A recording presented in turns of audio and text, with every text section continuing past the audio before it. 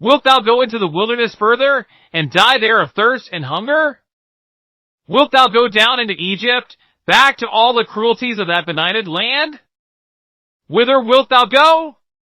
It is thus the Lord meets runaway sinners that are bent upon their own destruction, and he calls to them by name, and says, Whence earnest thou? What art thou leaving? What art thou losing?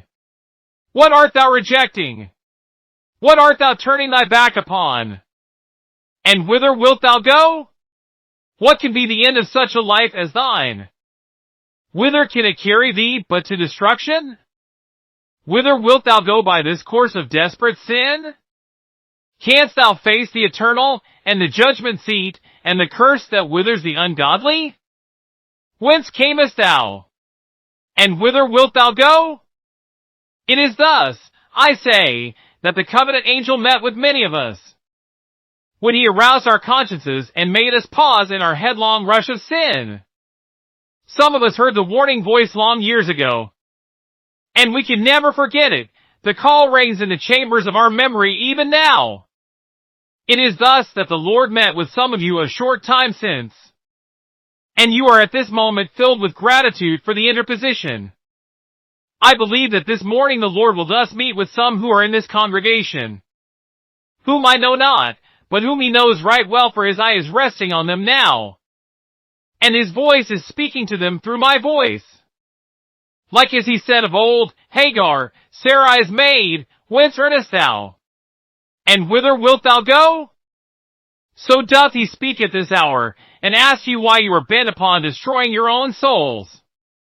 This wrought in her mind conviction, after a certain sort, and where the Son of God spiritually speaks to the heart, a deep and piercing conviction is felt. His word lays sin bare and open, and makes the guilty conscience feel that nothing is hidden from God, but that all things are naked and open to the eyes of him with whom we have to do.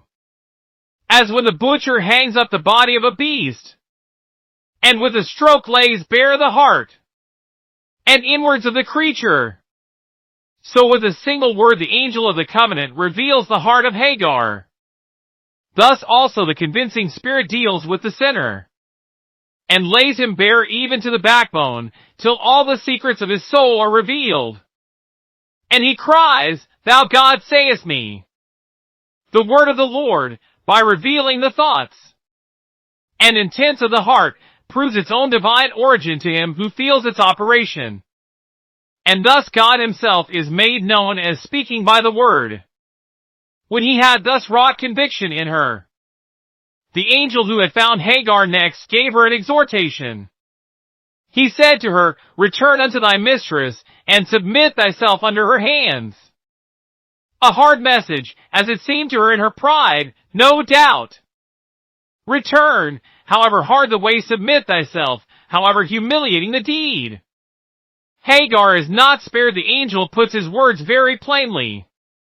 If it were kindness to say, Return, it is still greater kindness to say severely, but truthfully, return to thy mistress.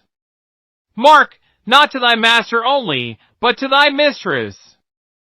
He says also, submit thyself under her hands, to show that the submission must be entire and absolute.